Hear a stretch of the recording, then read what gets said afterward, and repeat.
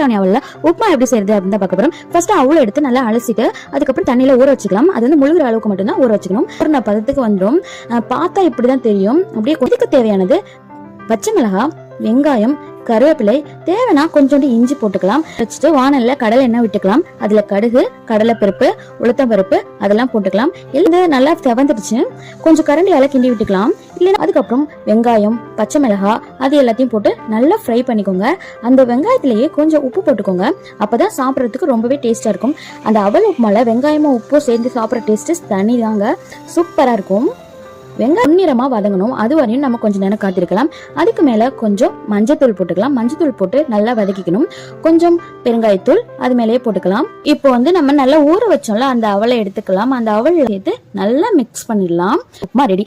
இது மேல கொஞ்சமா கொத்தமல்லி, கருவேப்பிலை அப்படியே மேல போட்டுட்டு ஒரு 10 நிமிஷம் மூடி வச்சு அதுக்கப்புறம் சாப்பிட்டீங்கன்னா ரொம்பவே சூப்பரா இருக்கும்.